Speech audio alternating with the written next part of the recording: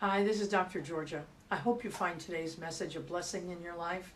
We want to make sure that we continue to provide these video messages for you when you can't come to church, or for those of you who live in a different state, or we noticed recently we have a lot of people in even different countries who are tuning in. So if that is you and you can donate to us, we invite you to hit that donate button just below the message here. So thanks so much.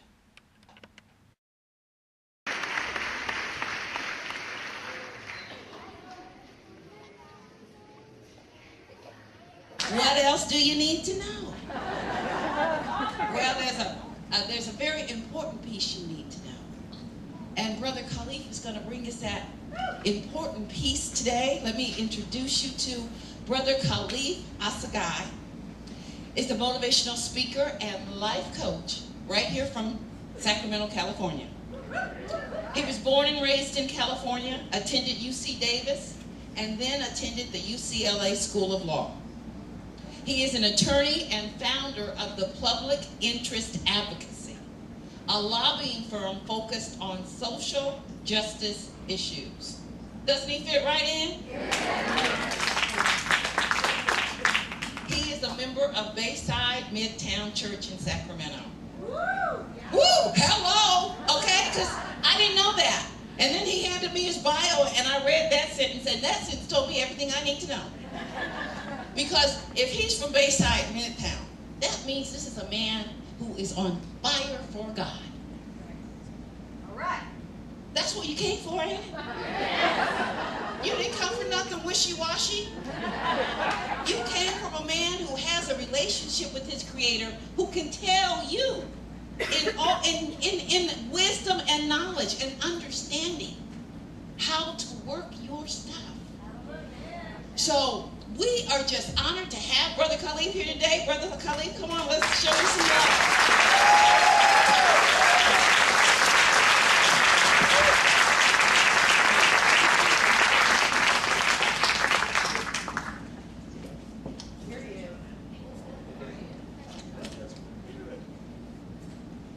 Sometimes hugs can be dangerous.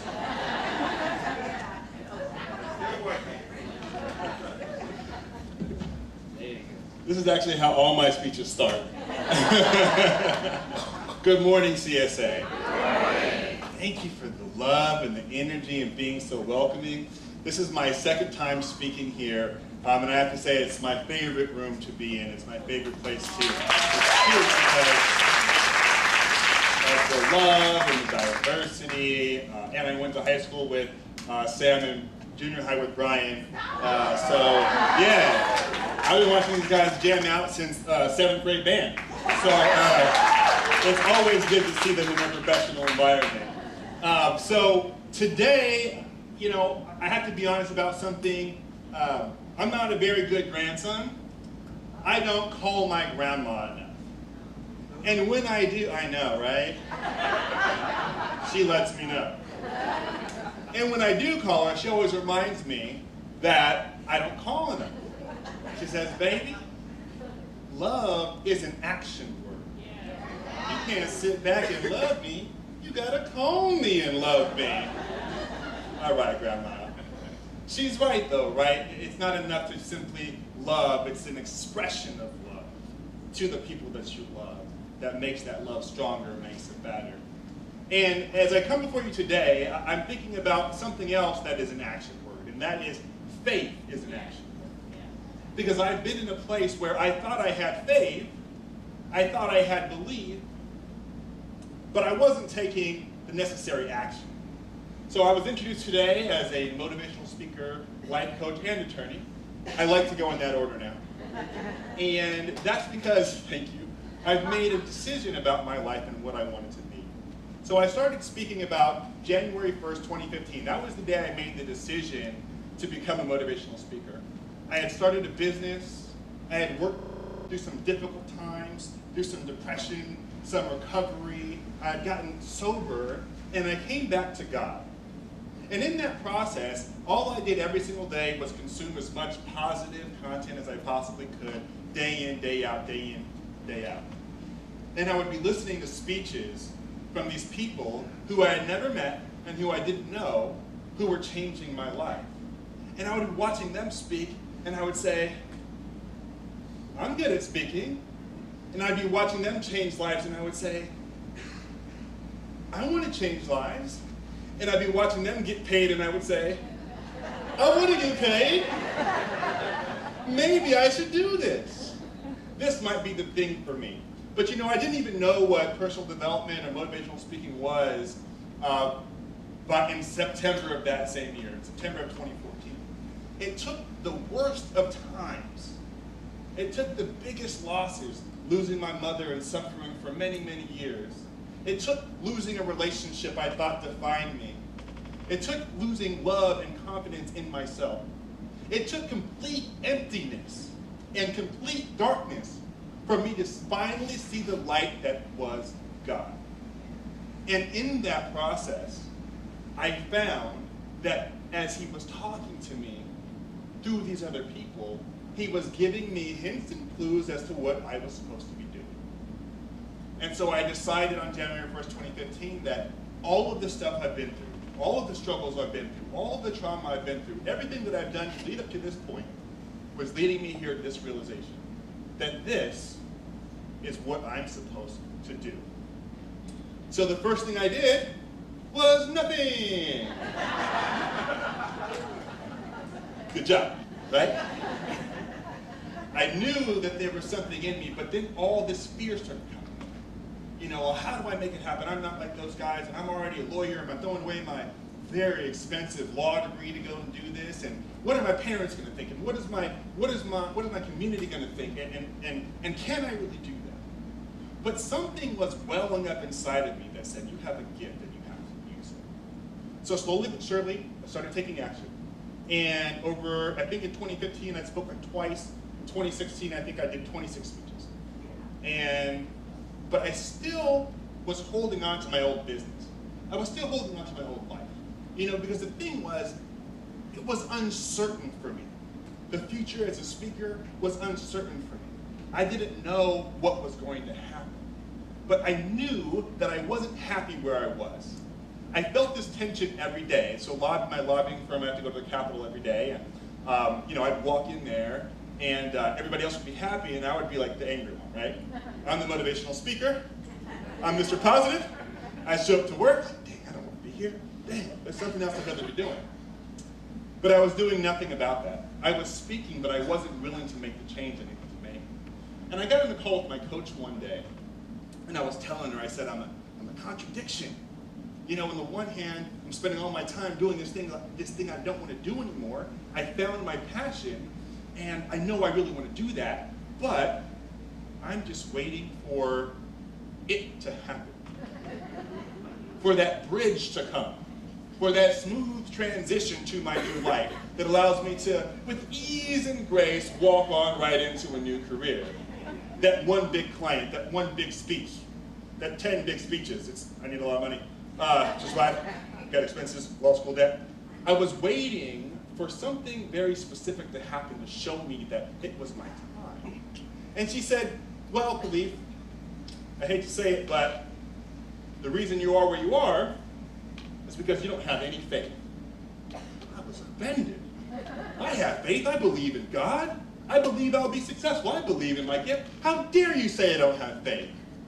She said, well, if you had faith, you would act without knowing what was going to happen. You would act without needing security. You would act without needing the income. You would act because your gift says to act, and your purpose says to act, and you know you're supposed to act, but you're not. You're hesitating. You're waiting for a perfect path. Faith is something that you do, not something you wait on. Faith means you take action. And so that's why I'm coming here today saying, faith is an action word, y'all. We can't just sit back with faith and wait for things to happen. We have to do what everybody knows is true, which is step out onto faith. And in our language, we talk about this idea of stepping onto faith, but we don't really talk about what that means. What it means is maybe there's not a step there right now, but faith will catch your foot. It means that faith will support you. It will carry a weight that you could never carry on your own. It will carry you to heights you could never get to on your own. It will take you to places you could never get to on your own. It is a vehicle for you to realize your life's purpose. Now, we all know how God works, but I'm going to remind you. This is what he does. God says, hey, I'm going to put this dream in your head. I'm going to put this inspiration in your head. I'm going to make you think that this is what you're really supposed to do. I'm going to give you this purpose. I'm going to give you all these inspirational ideas. I'm going to give you the support system and all these signs. And everywhere you go, you're going to know you're supposed to do it. And then I'm going to make sure that you have none of the tools that you need to get that accomplished. Right? That's our God. See, we know that's not right. We know that we have everything we need to do what we need to do, what we were born to do in life. We believe that. What's missing is trust. You've got all these gifts that you're not using. You've got a purpose, potentially, that you're not serving. Because you're looking for a bridge, you're looking for an easy way, but in reality, it's just putting everything in the hands of God and trusting that God will provide for you. That is faith. You have to go and take action without knowing what's going to happen. How many people in here have some gifts they're not using? Just blink one time. Okay. Some of y'all are stone-faced, okay. We all have gifts that, if we use them, would allow us to see and experience things that we simply cannot if we do not open them. Gifts are free, they're valuable, and we don't have to do anything in return. But with God, he gave us our gifts to use them. He gave us our gifts to give back. And if you're focused on developing and honing and using your God-given gifts, that will take you to the next level. That will take you to realization. That will allow you to live your dream.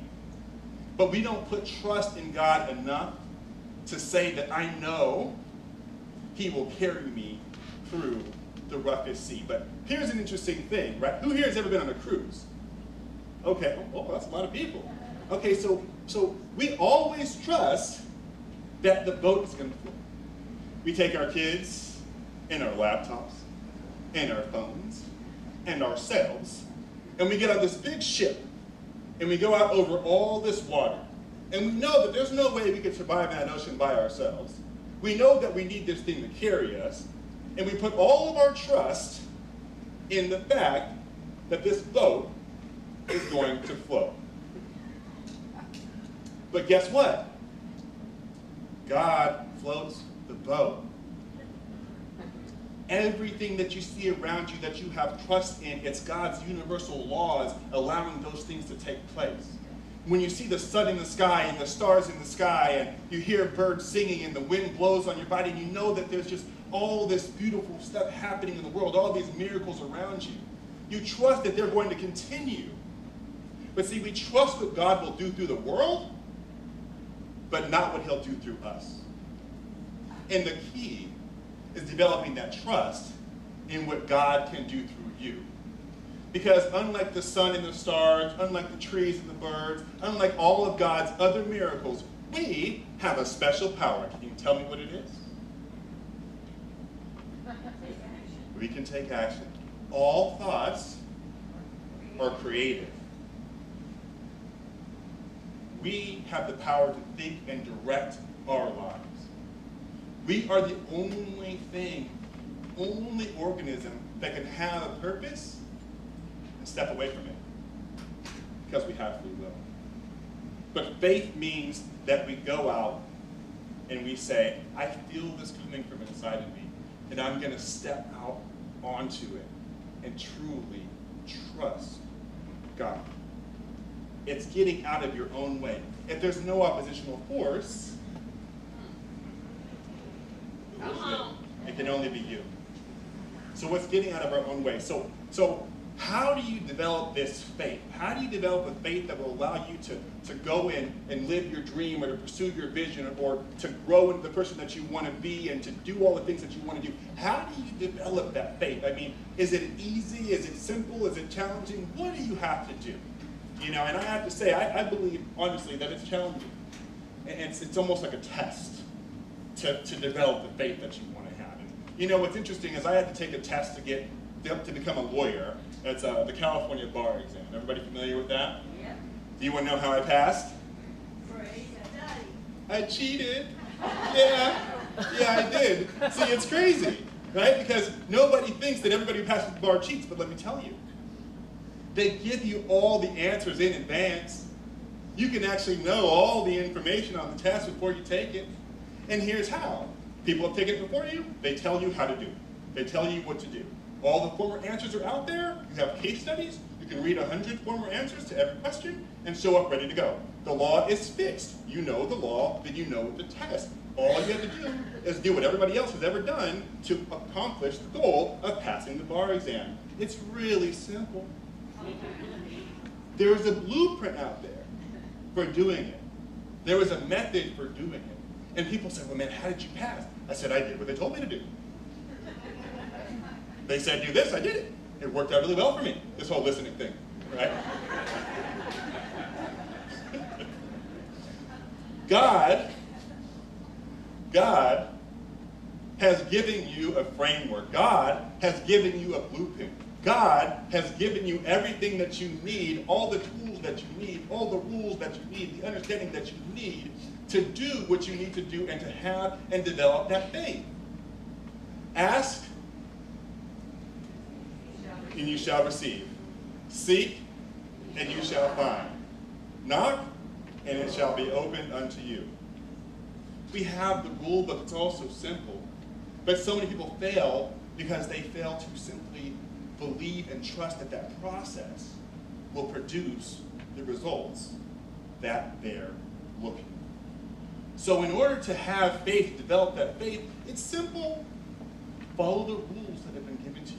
Correct your thought, believe in yourself, and see the things that you want to have and the person that you want to be, and truly embrace the idea that if you simply go and ask for it, it will come to you. A lot of us don't ask because we're scared about the outcome. And we pray about stuff and we go, okay, whew, I need this. I'm going to pray, God, I really need this new job and this new house and my kids. College is expensive, and just, if you could please just take care of it for us, I would really appreciate it, God. Just, please, thank you. Okay, amen. Oh my God, I hope he does it. I hope it happens. We'll go from asking right into doubt, where you should go from asking right into faith. This is how you pray. God, I really need that new job, I really need that new house, and all my kids need free college tuition, and give my wife something too. Okay, God, I got it. Cool, thank you so much. And then you go, all right, that's done. I receive it. It's good. It's done. See, the doubt is the killer of faith. The fear is the killer of faith. It is only your lack of belief that keeps you from being who you were born to be. So it's important for you to develop that faith, to understand that it is something that will hold you up when you step out. To know that trusting God, not believing in God, but trusting God with your entire life is the way to become who God made you to be. Because only by being close to Him, only by realizing the truth about God, which is that God is inside of you. Yeah. Only by realizing this truth will you realize that you have the power to create anything He can. Because it is given to you, through you, for you to create. Yeah. And only you want what you want. There's no other you. So it's up to you to do it. So faith is an action word. It's not enough to simply believe. It's not enough to simply pray. You have to receive, and you have to take action when you know what you're supposed to do. So I encourage all of you, when you leave here today, to think about that thing that's been tugging at you, that thing that you know you're supposed to do, that you've been putting off for all these years, and finally say, God, I trust you, Doc. Take this from me. I got it, and I know that I'll be successful.